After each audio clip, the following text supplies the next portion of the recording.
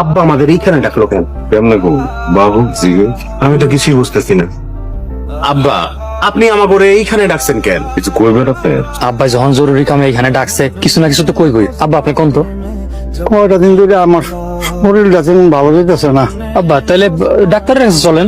Doctor কাছে কি গো, আমার মনে হয় আমার সময় শেষ। কি কোন আব্বা? আপনার চাচা এখনো বাইসে আছে আর আপনি মরে যাইবেন? আল্লাহ যে কোন সংকারে নিয়ে যায় কেউ কইতে পারে না। আচ্ছা আব্বা, নাম করে কি লেগে ডাকছেন, কি কইতে চান এটা কইয়া ফেলান তো। আমার দোকানে যাইতে হইব। আমারও জমিতে চাষ করতে যাইতে হবে। একটু সময় দাও আব্বারে। আব্বা তো কিছু একটা কনের লেগে ডাকছে। আব্বা কোন আপনি? ওকে এখানে ডাকছি, আমি মরে গেলে তোর আমার বাড়ির পাশে খবর দিস, এখানে খবর দিস। আব্বা, এই গ্রামে এত বড় গোরস্থান থাকতে এইখানে মাটি দিমু কেন? খবর ছাড়া আমরা তো অর্থ দিচ্ছি না। বাড়ির পাশটা কি লেগে নষ্ট করার দরকার? আমরা বলাবেন আছি না, ঘর দর বড় করতে হইব না। আব্বা যখন কইছে ইন্তেকালের পরে এখানে কবর দিতে, এইখানে কবর দিমু। এখানে এত কথা কর কি আছে? আমি এই কথার সাথে একমত না। আমিও করিমের সাথে একমত। তোমরা আব্বার কথার বিরোধিতা করতেছো?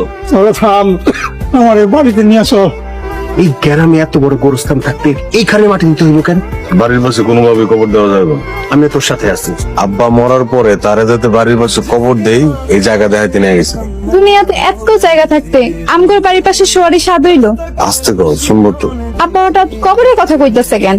আব্বা শরীরটা নাকি ভালো না। কি কও, শরীর খারাপ? তাহলে তো জায়গা জমি ঝামেলাটা শেষ করে ফেলানো উচিত।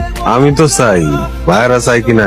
শোনো, এক কাজ করো, বড় বাইরে প্রস্তাব দাও, নয়তো আব্বা মরার পর তোমার ছোট ভাই বোন ঝামেলা করতে পারে। ডাক্তার পরে দুজন মুরব্বী ডাক দেয় না, জায়গার ফয়সালা ডায়া করতে। আব্বা মরার আগেই ঝামেলাটা শেষ করা দরকার। সবাই এখানে তোমরা এখনো বইয়ের সব ডাক্তার ডাক্তার যাও নাই? জামু। সেলিম, ওই করিম একটা কথা কইলো, আমি তার সাথে একমত। আমি কইছিলাম আব্বা শরীরটা ভালো না, তাই তো কি ময় মুরব্বীর লোকজন ডাইকা জায়গা জমির ফয়সালাটা কইরা ফেলাইলে ভালো হতো না? তোমরা কি মানুষ ভাই? সেলিম, করিম তো ঠিকই কইছে। এখানে মানুষের কি দেখলি? এনে আব্বা মরে যেতেছে, ডাক্তার আনতে যেতে হেটা বাদ দিয়া তোমরা আছে সম্পত্তি লয়। মরে যাওয়ার পরে বুনরা যাইবো। আরে হেটা তখন কাটা তখন দেখা যাবে, এখন তো আব্বারে সুস্থ করতে হবে আগে। তখন একটা কেমনে দেখবি?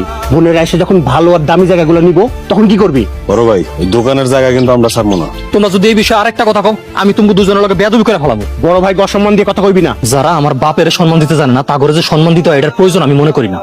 কি করার মন চাই কত? মন চাইতেছে থাপড়াই। আব্বা মরার পরে তিল পরিমাণ জায়গা কিন্তু ছাড় দিব না। বাড়ির পাশে কোনোভাবেই আব্বারে কবর দিতে দেবো না। হ্যাঁ, পরিবেশ নষ্ট হইব, পরিবেশ নষ্ট করা যাইব না।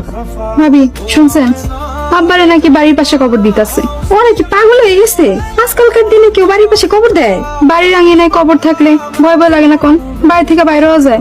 যে কইরা হোক এই কবর দেওয়া আটকাইতে হইব। সব দোষ তো ওই সেলিমের। ওই যে যার কথা কইতে কইতে হ্যাঁ আয়া হাজির। হ্যাঁ সেলিম, কই যাও? আব্বার লেগে ডাক্তার আনতে যেতেছি।